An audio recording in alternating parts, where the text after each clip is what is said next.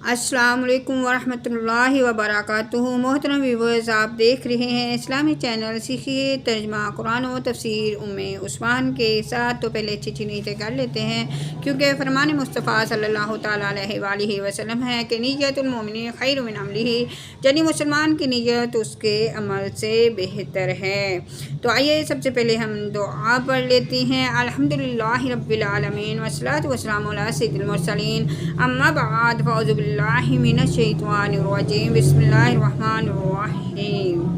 رب اشرح لی صدری ویسر لی امری واحلل عقدۃ من لسانی یفقہوا قولی، رب زدنی علما، اللہم افتح علینا حکمتک وانشر علینا رحمتک یا ذا الجلال والاکرام۔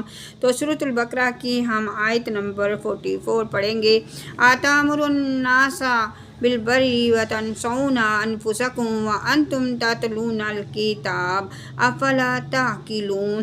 ترجمہ کنز ایمان، کیا لوگوں کو بھلائی کا حکم دیتے ہو اور اپنی جانوں کو بھولتے ہو حالانکہ تم کتاب پڑھتے ہو؟ تو کیا تمہیں عقل نہیں؟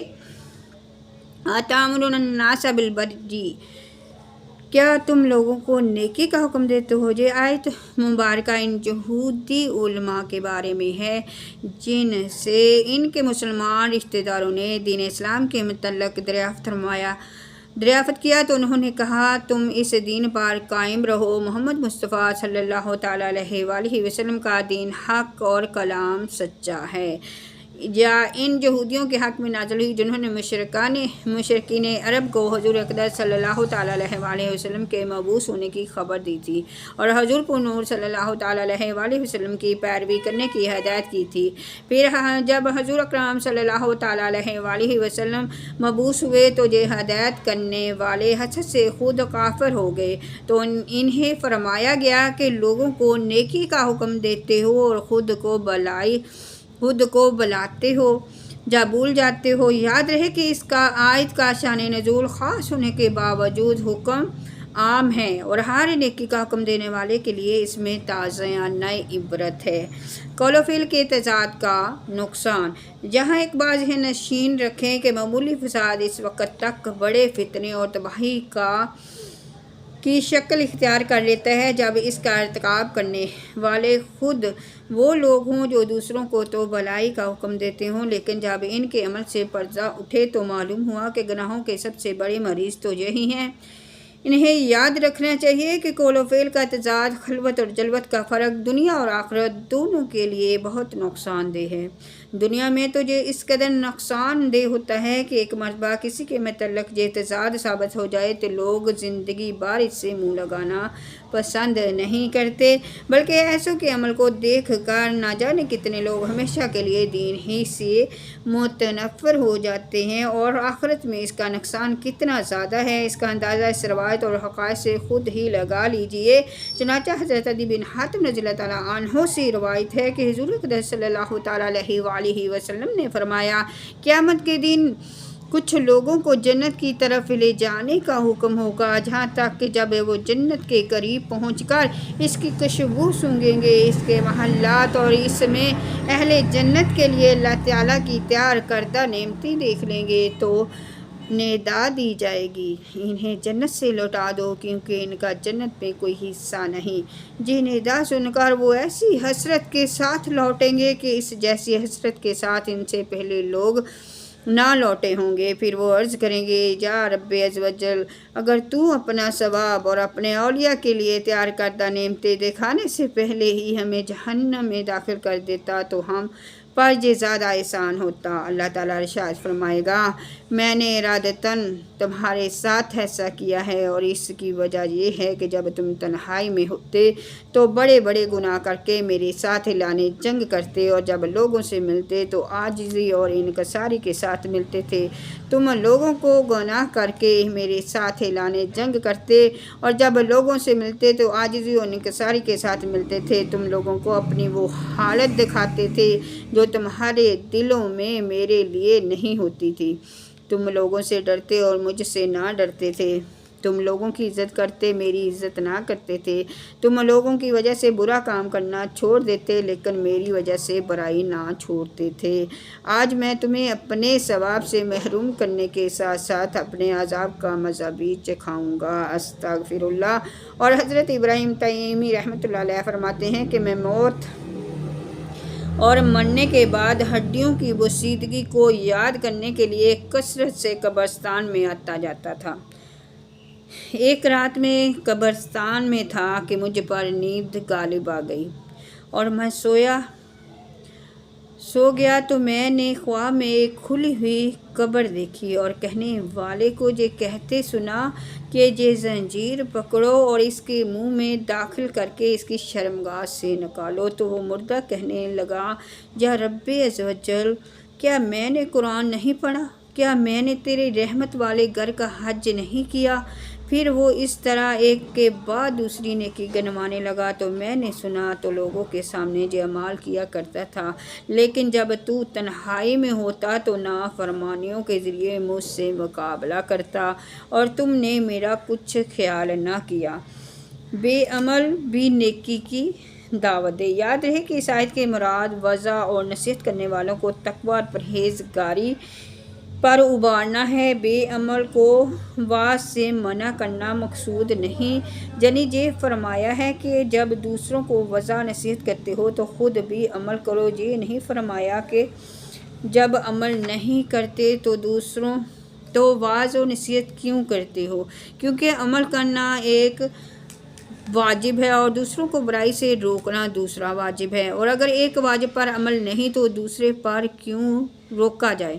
حضرت انس بن مالک رضی اللہ تعالیٰ عنہ فرماتے ہیں کہ ہم نے عرض کی، یا رسول اللہ صلی اللہ تعالیٰ علیہ وآلہ وسلم، ہم اس وقت تک دوسروں کو نیک اعمال کرنے کی دعوت نہ دیں جب تک ہم خود تمام نیک اعمال کرنے نہ لگ جائیں، تو ہم اس وقت تک لوگوں کو برے کاموں سے منع نہ کریں جب تک ہم خود تمام برے کاموں سے رک نہ جائیں۔ حضور اقدس صلی اللہ تعالیٰ علیہ وآلہ وسلم نے ارشاد فرمایا، ایسا نہ کرو بلکہ تم نیک اعمال کرنے کا حکم دو اگرچہ تم خود تمام نیک اعمال نہیں کرتے، اور برے اعمال کرنے سے منع کرو اگرچہ تم تمام برے اعمال سے باز نہیں آتے۔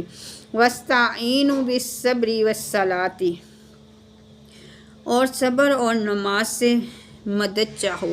وَإِنَّهَا لَكَبِیرَةٌ إِلَّا عَلَى الْخَاشِعِینَ، اور بے شک نماز ضرور باری ہے مگر ان پر جو دل سے میری طرف جھکتے ہیں۔ الَّذِینَ یَظُنُّونَ أَنَّهُم مُّلَاقُو رَبِّهِمْ وَأَنَّهُمْ عَلَیْہِ رَاجِعُونَ، اور جنہیں یقین ہے کہ انہیں اپنے رب سے ملنا ہے اور اسی کی طرف پھرنا ہے، یعنی لوٹ کر جانا ہے۔ علیہ راجعون، اپنے رب سے ملنا ہے۔ انہم، بے شک ملائکو کے رب سے ملنا ہے۔ ربہم، اپنے رب ہی کی طرف جانا ہے۔ علیہ راجعون، لوٹ کر۔ وَاسْتَعِینُوا بِالصَّبْرِ وَالصَّلَاةِ، اور صبر اور نماز سے مدد حاصل کرو۔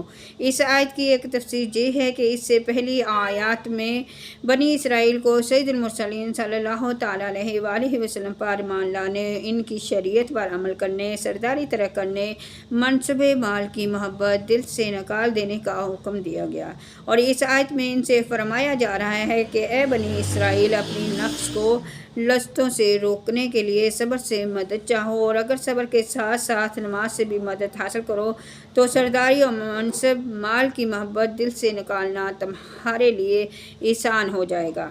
بے شک نماز ضرور باری ہے، البتہ ان لوگوں پر باری نہیں جو دل سے میری طرف جھکتے ہیں۔ دوسری تفسیر یہ ہے کہ اے مسلمانوں، تم رضا الہی کے اصول اور اپنی حاجتوں کی تکمیل میں صبر اور نماز سے مدد چاہو۔ سبحان اللہ، کیا پاکیزہ تعلیم ہے۔ صبر کی وجہ سے قلبی قوت میں اضافہ ہوتا ہے اور نماز کی برکت سے اللہ تعالیٰ سے تعلق مضبوط ہوتا ہے، اور یہ دونوں چیزیں پریشانیوں کو برداشت کرنے اور انہیں دور کرنے میں سب سے بڑی معاون ثابت ہوتی ہیں۔ اِنَّهَا لَكَبِیرَةٌ إِلَّا عَلَى الْخَاشِعِینَ، بے شک نماز ضرور باری ہے مگر ان پر جو دل سے میری طرف جھکتے ہیں۔ آیت کہ اس حصے میں اس کے بعد والی آیت کا خلاصہ یہ ہے کہ گناہوں اور خواہشات سے بھرے ہوئے دلوں پر نماز بہت بوجھل ہوتی ہے، اور عشق محبت الہی سے لبریز خوف خدا سے جھکے ہوئے دلوں پر نماز بوجھ نہیں، بلکہ نماز ان کے لیے لذت، سرور اور روحانی و قلبی معراج کا سبب بنتی ہے۔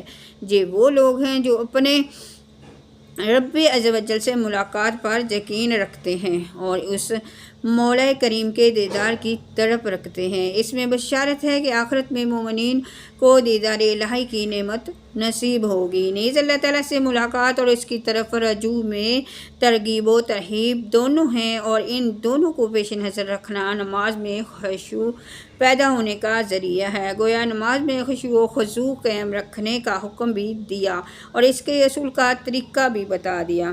یا بنی اسرائیل اذکروا نعمتی التی انعمت علیکم وانی فضلتکم علی العالمین۔ اے یعقوب کی اولاد، یاد کرو میرا وہ احسان جو میں نے تم پر کیا، اور یہ کہ اس سارے زمانے میں تمہیں بڑائی دی، علی العالمین تمام جہانوں میں، سارے زمانے میں تمہیں بڑائی دی، سارے زمانے میں جا تمہیں فضیلت دی۔ یا بنی اسرائیل اذکروا نعمتی التی، اے یعقوب کی اولاد میرا احسان یاد کرو۔ یہاں سے ایک بار پھر بنی اسرائیل کو اللہ تعالیٰ کے احسانات یاد کرنے کا حکم دیا گیا ہے کہ وہ اللہ تعالیٰ کے حبیب صلی اللہ علیہ وسلم کی اطاعت ترک کرنے سے ڈریں۔ ان پر حجت پوری ہو گئی، یعنی دلیل نبی کریم صلی اللہ علیہ وسلم کے نبی ہونے کی دلیل ان کی تورات میں موجود تھی۔ یاد رہے کہ ان آیات میں بنی اسرائیل کے ان لوگوں سے خطاب کیا جا رہا ہے جو سید المرسلین صلی اللہ تعالیٰ علیہ وآلہ وسلم کے مقدس زمانے میں موجود تھے، اور انہیں اللہ تعالیٰ کی جو نعمتیں یاد کرنے کا حکم دیا جا رہا ہے وہ یہ ہیں۔ نمبر 1، تمام اہل زمانہ پر فضیلت و برتری، دریا میں راستہ بن جانا، فرعون سے نجات، تورات کا عطا ہونا، بچڑے کی پوجا پر معافی مل جانا، اور ایک گروہ کا مرنے کے بعد زندہ کیا جانا، بادلوں سے سایہ ملنا، من و سلوہ نازل ہونا، پانی کے 12 چشمے جاری ہو جانا، زمینی اناج عطا کیا جانا وغیرہ۔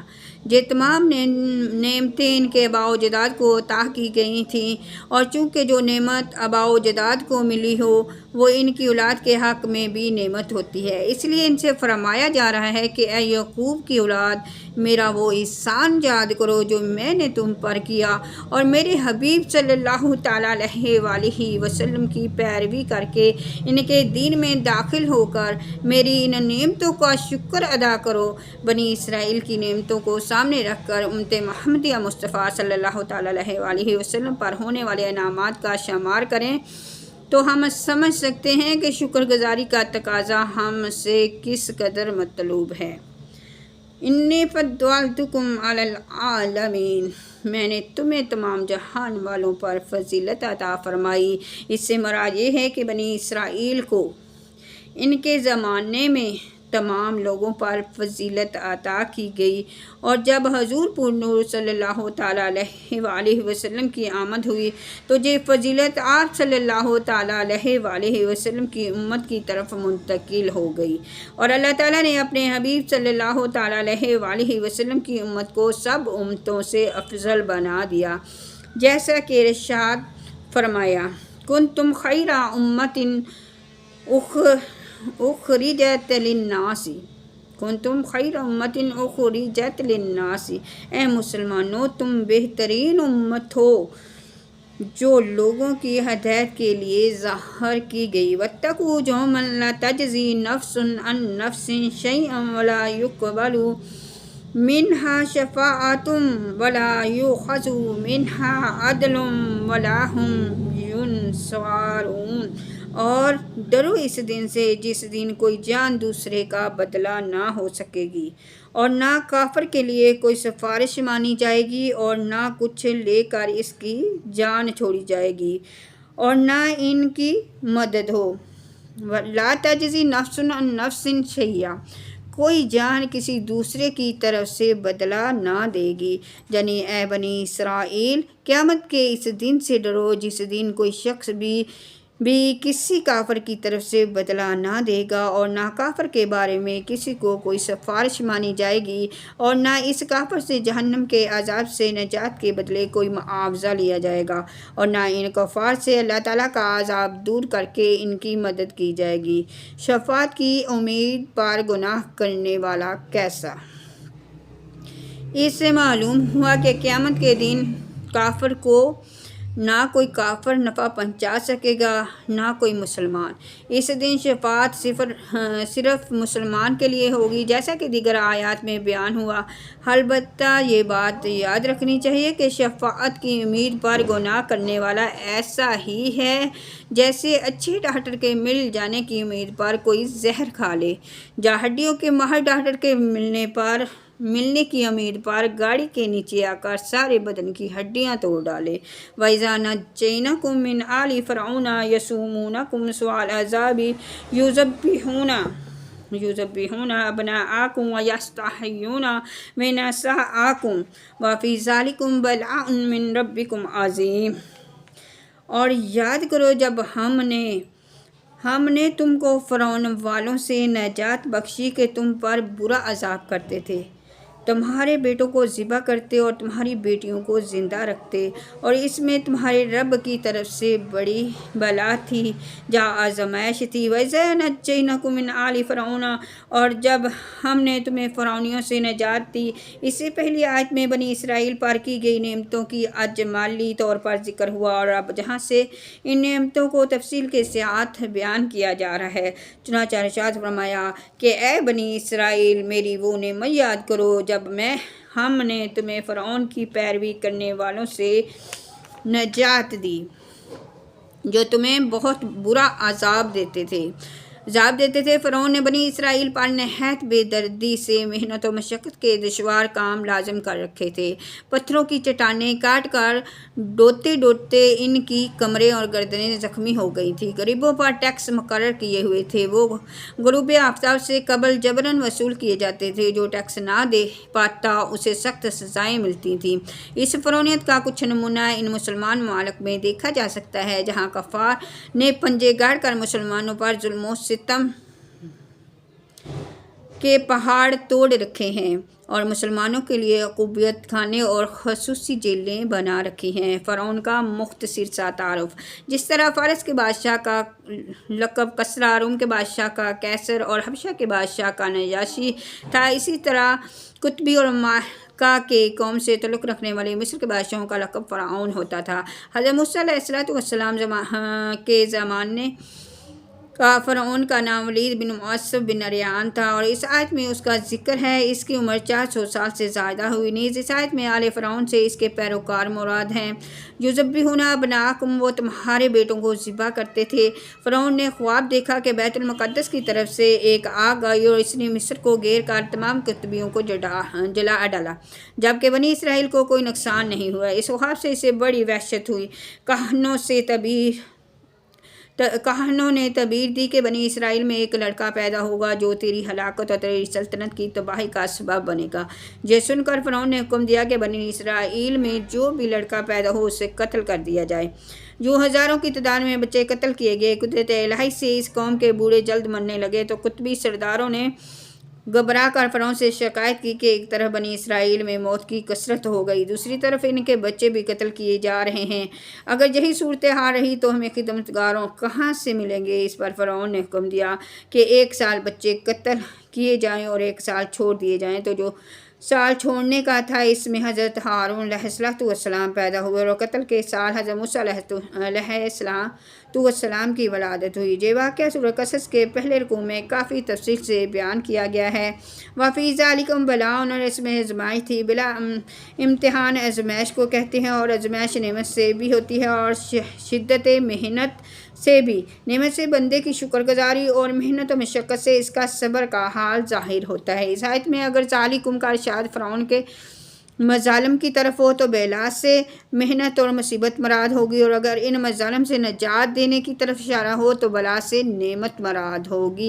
تو میرے محترم ویورز، آج کا سبق اتنا ہی ہے۔ ہماری 40ویں آیت 49 آیت بھی ماشاءاللہ سے مکمل ہو گئی ہے۔ انشاءاللہ اگلی ویڈیو میں اگلی آیت 50ویں آیت انشاءاللہ پڑھیں گے، تو دعاؤں میں یاد رکھیے گا۔ اللہ تعالی ہم سب کا حافظ و ناصر ہو، اور نبی کریم صلی اللہ تعالیٰ علیہ وآلہ وسلم کے سائے تلے تمام مسلمان رہیں، اور ہمیں مرنے کے بعد نبی کریم صلی اللہ علیہ وسلم کا پڑوس نصیب ہو۔ السلام علیکم ورحمۃ اللہ وبرکاتہ۔